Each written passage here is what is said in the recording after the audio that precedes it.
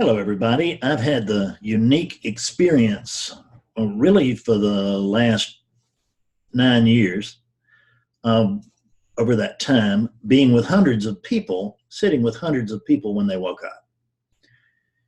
And I've learned a lot about waking up.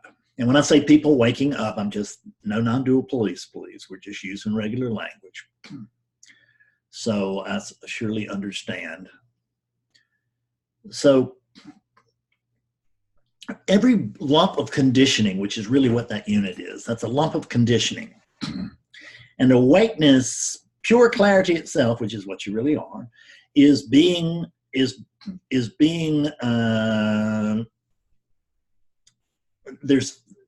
it is finding friction with the conditioning of each body. And what I have found is that I think one of the things that makes this teaching a little different and successful is the fact that it's one-on-one. And this is the only time I really speak to big groups.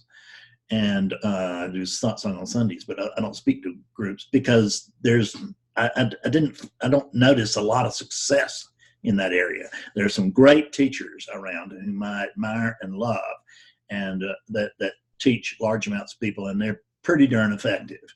I will give them that, and they're waking a lot of people up, I'm sure. And their numbers are good. Then who knows? Their numbers could be better than mine. I don't care. Doesn't work like that. But the percentages there are way off. Our percentages were pretty much reversed, where there might be 3 to 5%. I mean, I'm just pulling a number out of a hat, but it's a damn small number. So there might be 3 to 5% of people who wake up through non-duality, which is the most skillful teaching and most skillful path to awakening that I know of. But still only 3 to 5% of people, I'm going to guess, would wake up while they're studying non-duality. Many people will just abandon it. I can't get it. And if you can abandon it, right? Because if you don't, you're going to reach a point where it won't abandon you. It won't let you abandon it. And your head will be too far inside the tiger's mouth, as they say.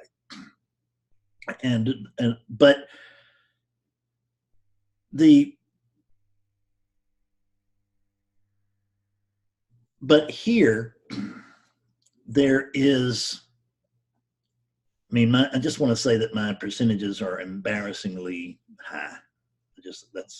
That'll take care of it. And the reason for that is, I don't know. I really don't. I don't know what I am. I don't know what's going on. I don't know how this thing started working through this apparent unit or any of that. I don't really have any idea. So I'm just telling you a story. So it looks to me, which is coming from an individual. It's not really, but it feels like it. It looks like it. So it seems to me that every bundle of conditioning is different. So you can't talk to bundles of units and bundles of conditioning, which is units, a crowd of people. You can't really talk very effectively to a bunch of them at the same time, because everybody's stuck everybody is believing different thoughts, right? And that's the truth. And you have to work through those, help people see through those thoughts that are being believed in order for the truth to simply be unveiled. And there's nothing to the truth. There's nothing, no wonderment in this. There's wonderment, but there's no shock for me, even though I'm surprised every time. Because there's common ground. There's common ground in every single awakening. And that's what I've come here to discuss today, is that common ground. Yes, it's different for every single unit, but there's a commonality for every single unit. And of course, it's not the unit that's waking up, it's awakeness itself, but it's coming, but awakeness is being clouded by conditioning, mental, physical, DNA, nature, nurture, all of it. And because, see, in truth, awakeness is always clear, always here, always clear. And you don't need to worry about waking up because you're already awake. But your experience will hinge upon you knowing that you're already awake. And just you going over there and saying, okay, I'm awake and I know it, unfortunately will not probably change your experience much of it all. So that ain't the way. So the common thread that I have found is that every client I have ever had, except for every client that I've ever had, no exceptions. Every client that I've ever had has been in the same spot. I've talked about this before, but it's time to go into it at more length. And that is, that's the bubble of self-reflection. This is where, if you're not awake right now, in this moment, you're here. And I don't care who you are. I don't care how long you've been, quote, saying that you're awake, and you might have, but there's just, enlightenment is all about right now. So it's not about that great experience I had 3 years ago, 5 years ago, 10 years ago, or 25 years ago that people are always so hot to tell me about. And I get it. I mean, I was hot to talk about mine too. I had an awakening in 1992, and I wanted everybody to know about it because I wanted everybody to know I woke up. But unfortunately, Fred claimed, the ego came in and just claimed that awakening right away, which is what typically happens. That's why you're not awake right now. You're in the bubble of self-reflection. I had a client recently. I could not believe my eyes and ears, but it is true. And I say recently, this is probably a couple or 3 months ago. It's been a while. But I don't get anything but brainiacs. And so this was a typical brainiac. But this particular brainiac was really, really deep. I mean, he was in here, but he was upside down in here. I mean, just gone. And he didn't know it.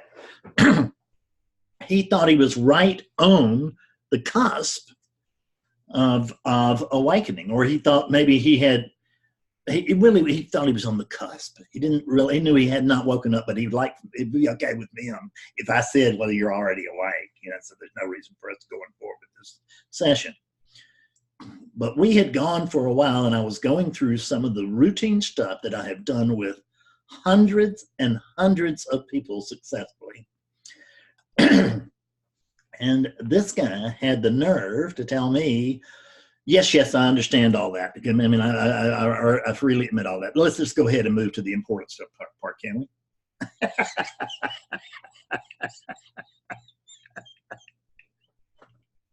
And that's where you got to ask somebody, well, other than this awakening session, how many have you been through? And when they say none, I'm going to say, well, I've been through over 1,000. So which one of us do you think we should be listening to right now? In other words, you just blast that ego out of the chair. But it was still, I had a client over there, and I still needed to wake him up. So I did blast his ego out of the chair, and I got a little humility out of him against his will. And but I understood exactly where he's coming from when he said it, because I was there. I mean, this unit was not born awake. Awakeness was not functioning consciously through this unit forever, right? It happened 13 years ago. And and I was a seeker for 24 before that. I've been where you are. I've been where everybody's been. I mean, you can't find a place to hide that I hadn't been there. I swear to you. So I know where you are in general, and I know where you want to go. So what I find out is where you are, even though everybody is in the bubble of self-reflection. And let me explain this bubble of self-reflection, which I did not do. This woman is in a bubble.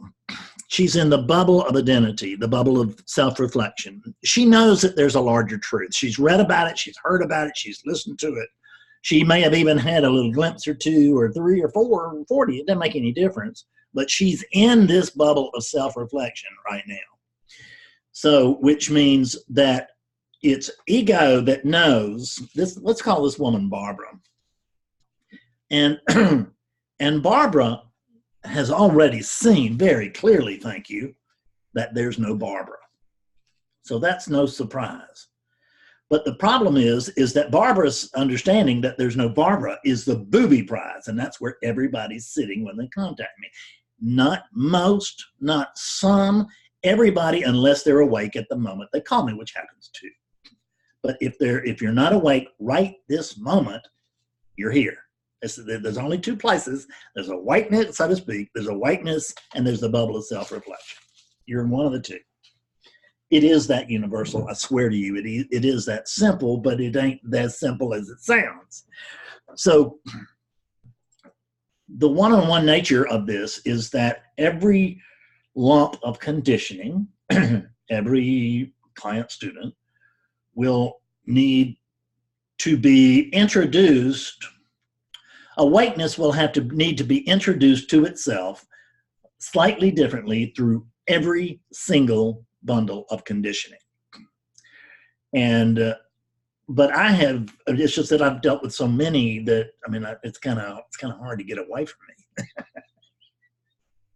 So, and I recognize going in that although I can't see anybody specific over there, that there's a thought over there that there's somebody specific. I can't see anything but me, ever.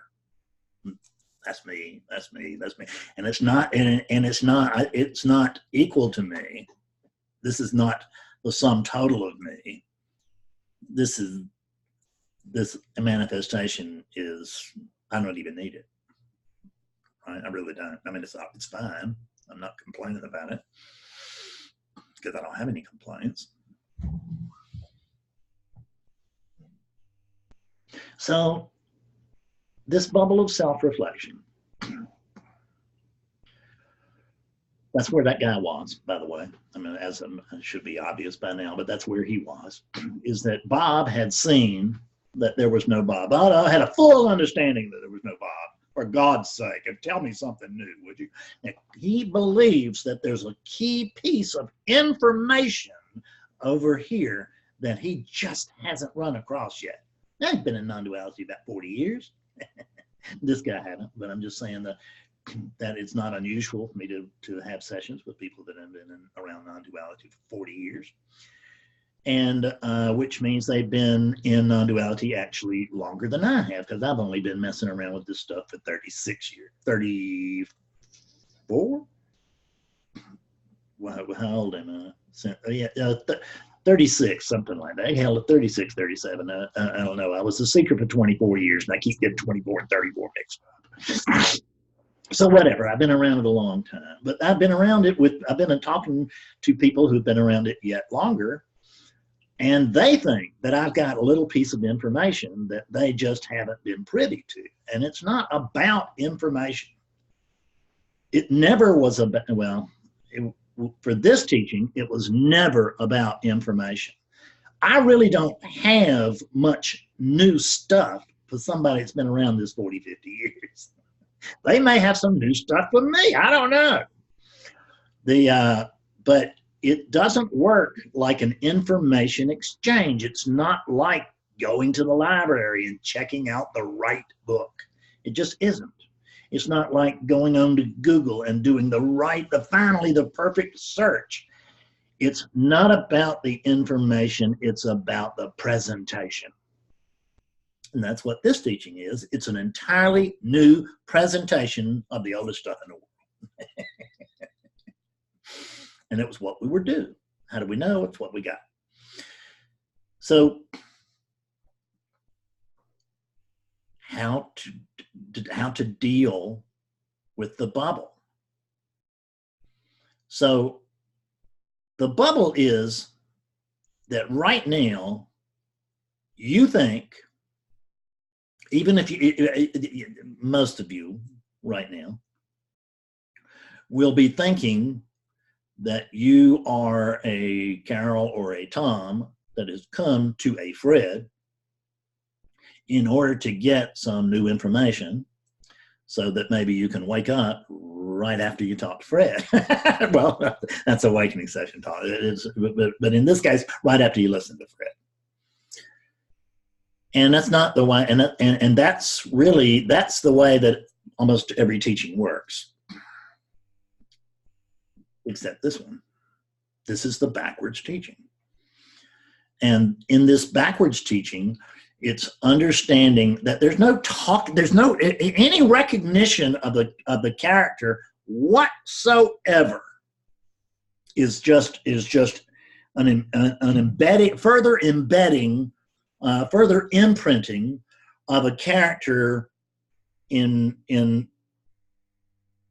to awakeness. In other words, it enhances the belief of a character. What is it that believes in a character? Well, there's only one thing going on, and that's awakeness. So let's check our list. That's just one thing going on. What is it that's believing thought? It's awakeness. Now, it's not awakeness as we fully blown conscious. It's patternness. Patterns within the fully blown conscious awakeness that's believing other patterns.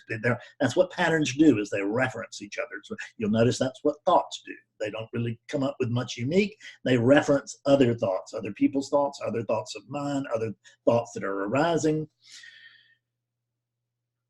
So it is an awakening session, for instance. But every awakening, because not only are the people that come to me in the bubble, the people that come to every teacher are in the bubble too. The difference is they're not addressing, is that the bubble is not being addressed. The issue of the bubble is not being addressed. It really is not. I mean, in general, I'm not saying it's not, because there's some, like I said, I mean, my hat's off. There's some great teachers out there that I love and admire. But they're doing what they do, and I'm doing what I do, and I'm talking about what I do. And so the problem is, is that you think you're a Bob or a Carol that understands that there's no Bob or no Carol. That's the bubble of self-reflection. You think that you understand this intellectually, but it's just not your experience. So since you already have an intellectual understanding, you don't want to come to this unit and have it start with an intellectual understanding, because hell, you're already smarter than this unit. I mean, and sometimes that's true.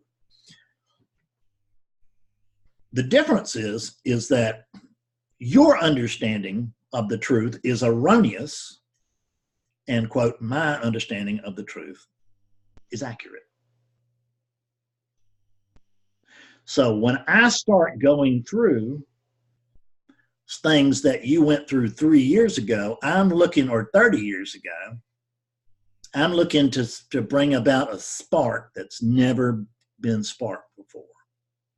I'm trying to cause a thought, or actually not a thought. I'm trying to cause a seeing, an experiential seeing, an experiential kind of understanding, although there's no understanding non-duality. I don't have the slightest clue.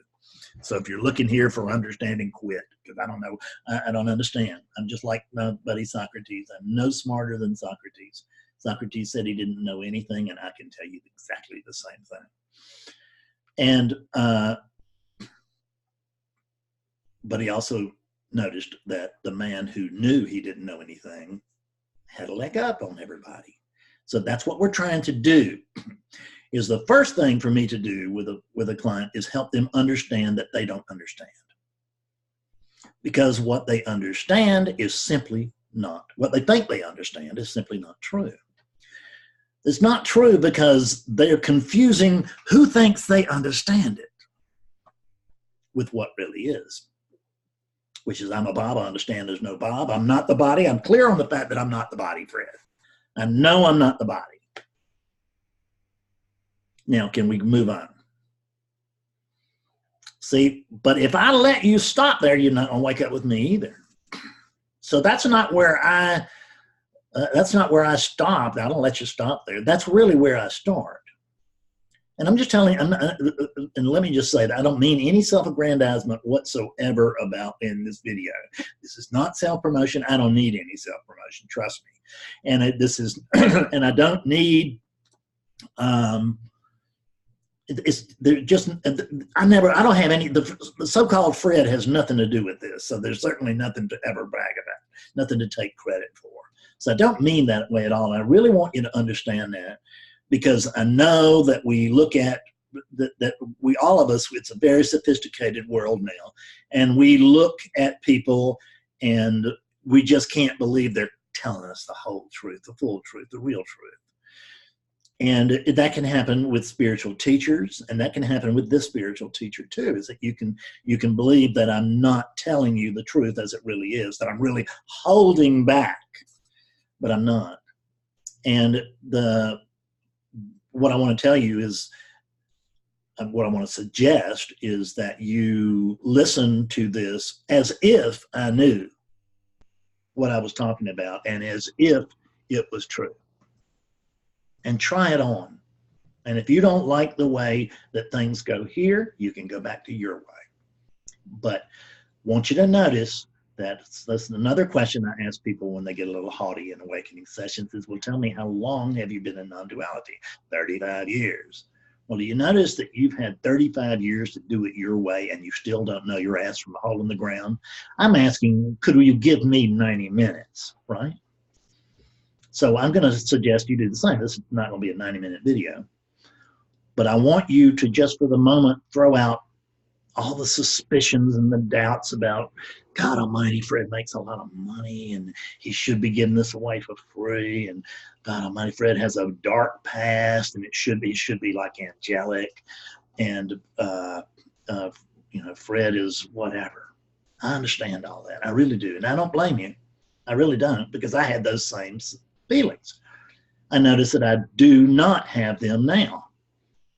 I noticed that, well, there was a teacher apparently got in at least some trouble lately. There's trouble trying to be made about this teacher, and I've looked at it. Some of my students have looked at it, and we've all just dismissed it. I mean, it's just we have no idea what's going on, and we don't actually care, because whatever's going on is what should be going on, and it will all come right in the end without our interference.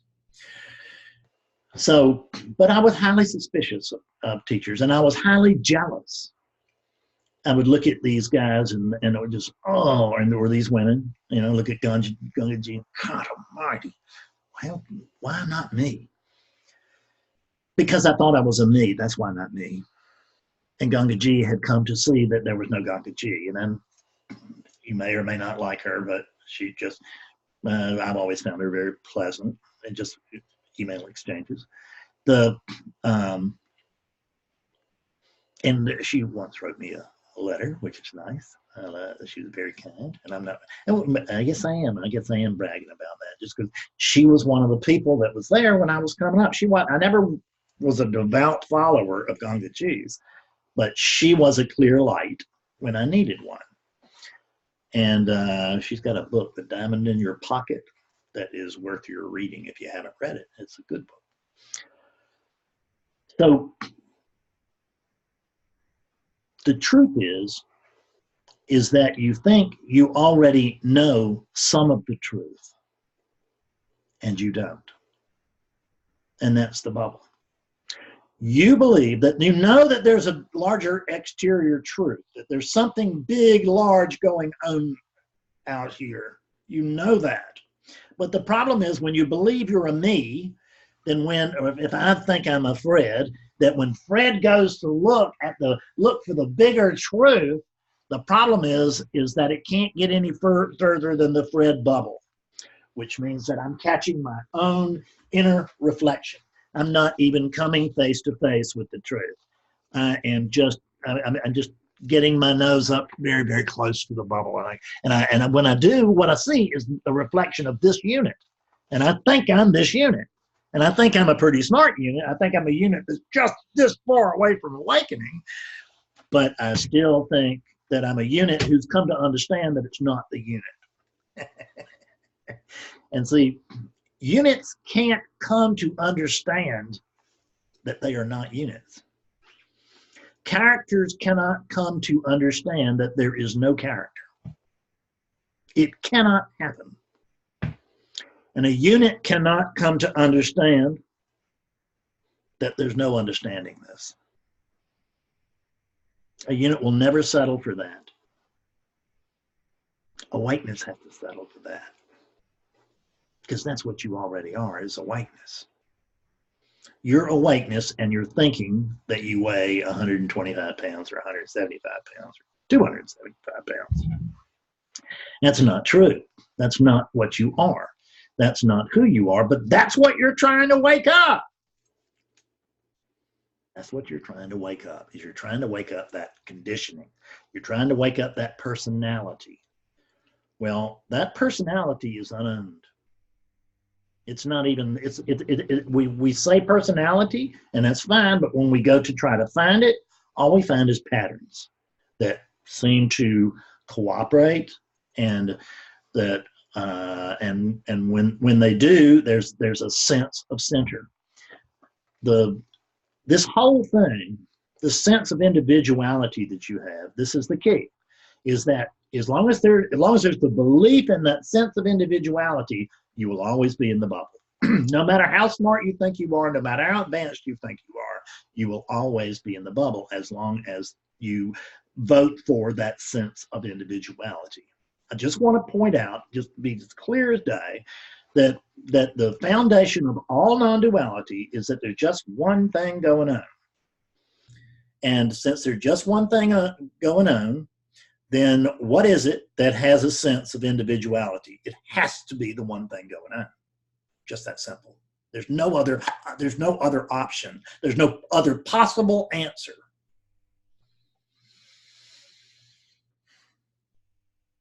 So what has to happen is that awakeness is what has to come to see that there's no character.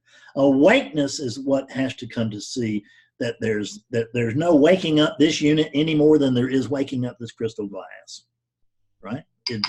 This glass has no animation to it.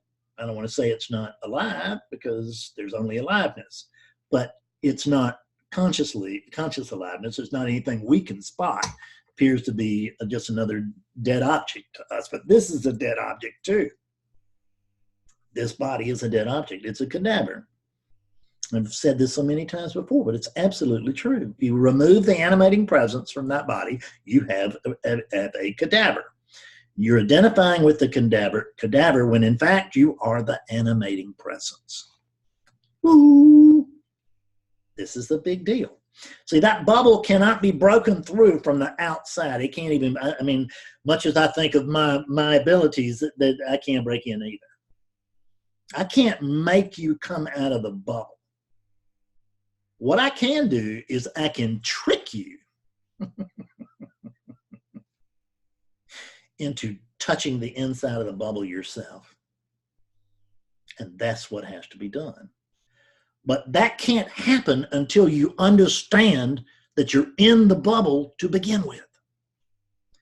So I keep saying awakening sessions because this is where people, that's where I am, and that's where my experience with waking people is. It's in awakening sessions. So in awakening sessions, it's coming to, it is a way sort of tricking awakeness into touching the bubble. And it's the bubbleless bubble. There's no bubble there. It's the gateless gate. It's the doorless door, right? It really is true. And we have a gate out here in our yard, which leads from the front yard to the side yard. But I mean, it's just names. It's the same yard. It's the same air. And there's no gate to it. And we call it the gateless gate because it's not leading from anywhere or to anywhere. It's just a gateless gate. Just there. It's just a gate. That's what you're faced with. And when you think you're on one side of that gate and that you can't wait till you get on the other side of that gate, you'll never get there. Well, I mean, you can get there later, but you can't get there as long as you're like believing that.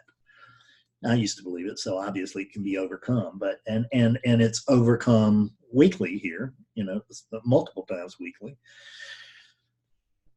But that's the key, is you're in the bubble of self-reflection. You've got to, you know, you don't have to do anything, but it's suggested that you begin to take a hard look at this and pretend that I'm telling you the truth.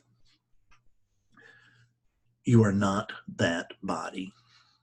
You're not that body. You really are not. What you are is not the thing really that, I mean, the animating presence, you can't say you're not that. We can't say you're not the body because you're oneness, but we can say that you are not that body exclusively. I woke up a guy this week and just had a little fun with him.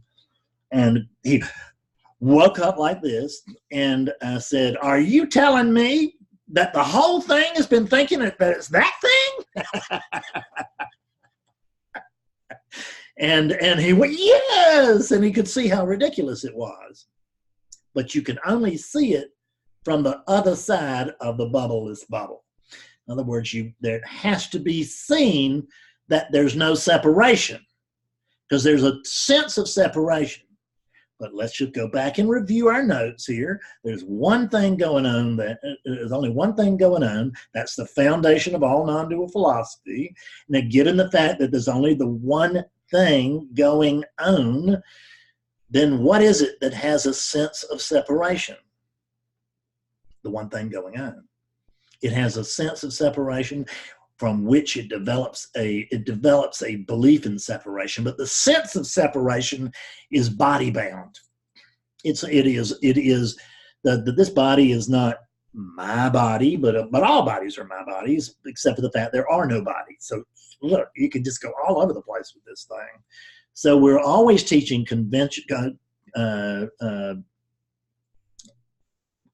stair-step teaching, where I can't think of what I'm trying to say. So, meaning that I teach you this, and then I unteach it to you, and then I teach you something else. But this is right up there at the top with what's true. It's about as close as I can get, but I can only get so far in mass media. But that doesn't mean you can't wake up from it. You can wake up from it, or anything else. And not that it's real cause and effect. But I get emails daily from people who wake up from my videos. People bitch about how much I charge, but people waking up all the time from my videos. People are waking up from my books. People are waking up from from my podcasts, which books are cheap and everything else is free. So instead of spending time criticizing why I do what this does, what it does, take a look at why you do what you do. And what you do is you stand on the same soapbox every day, and you say, "I just don't get it." But the one on the soapbox can't get it because the finite cannot absorb the infinite. This doesn't get it, and it can't get it. It weighs 3 or 4 pounds. How about let's compare this to the rest of the universe, because this thinks it understands everything else. Any arrogance in that? I find quite a bit. There was lots of it here. There's still some here. Part of the units thing. Nothing I can do about it. There's no arrogance here. There's just arrogant Fredness still. Who cares? The bubble of self-reflection is coming to see that the thing that thinks it's not awake is awakeness. The thing that believes that there's something more is the only thing that there is. This awareness, this attention that's been looking for awareness, is awareness looking for awareness. What you're looking with is what you're looking for. You don't have to believe this. You don't have to work with it. And you don't have to wake up either. So don't feel like, because most people will not. Let's tell ourselves the truth. So if you can't, you're not supposed to. It's just, so don't beat yourself up.